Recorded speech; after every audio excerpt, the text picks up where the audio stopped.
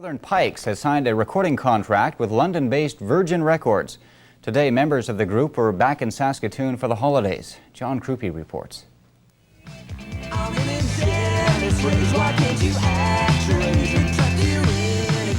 The Northern Pikes have had rave reviews everywhere they've played.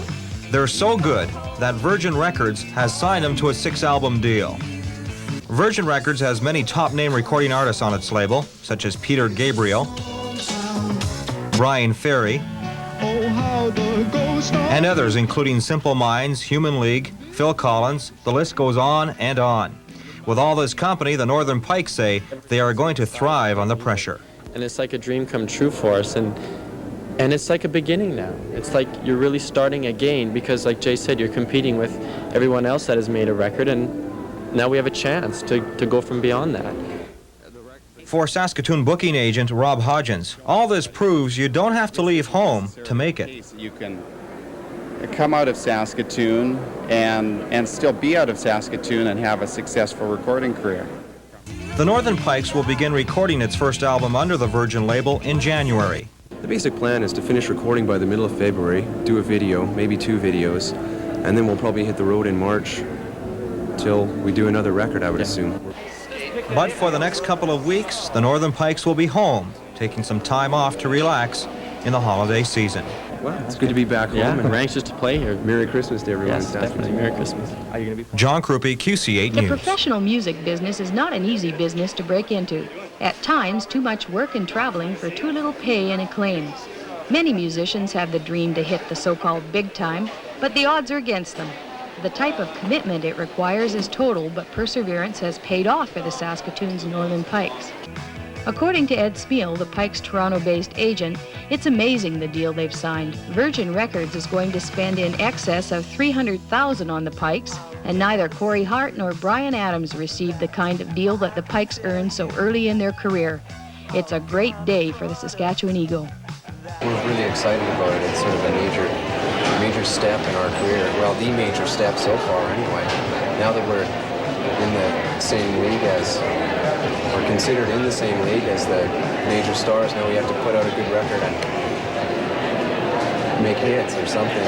Sell records, that's our main. You betcha. It's big news, though, for a Saskatchewan group. And it's also big news for a Canadian group to be signed the way you guys were signed. It takes quite a while. It's not just an easy process because they do invest a lot of money in the groups that they sign, and they treat them very well. And they try to successfully help them. It's like a courting process. Yeah. When you start first initially talking with a record company, it's like it takes quite a while back and forth, and then once they make a concrete offer, then the managers have to go back with something else, and there's a process of negotiation that goes on between the two parties, the band and the record company, and in the end you get a deal that's hopefully agreeable to everyone. Fraser Hill is a very well-known record producer. You've come to his attention. How did that come about? Well, I guess we sent a demo tape out to a number of agencies and also copies of our independent records. And that was about last September of '85. And he really was turned on by the band and wanted more stuff. We sent him more, and he really liked it. So he and his production partner, Rick Hutt, came out to Saskatoon and to see what the band was all about, and they were really knocked out by it. So they went back to Toronto and started working on trying to promote the band further, and as things developed, Fraser became one of our managers along with Ed Spiel from Toronto. That's great.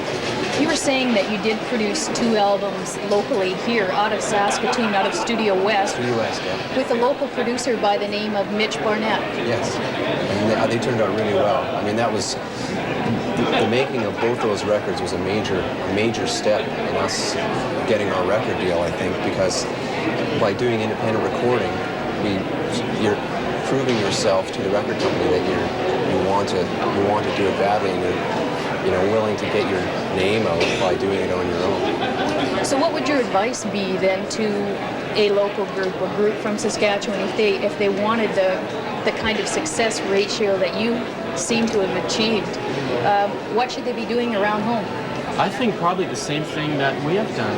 There's a lot of groups trying to do it, and if you take the initiative to make a recording or a video yourself, you have a far better chance, I think, of getting someone's attention.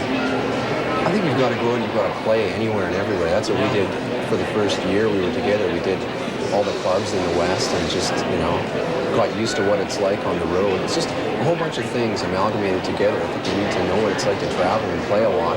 It tightens the band up, and then I'd say try and scrape together some money from somewhere, do an independent recording and send it everywhere you possibly can and just keep on playing.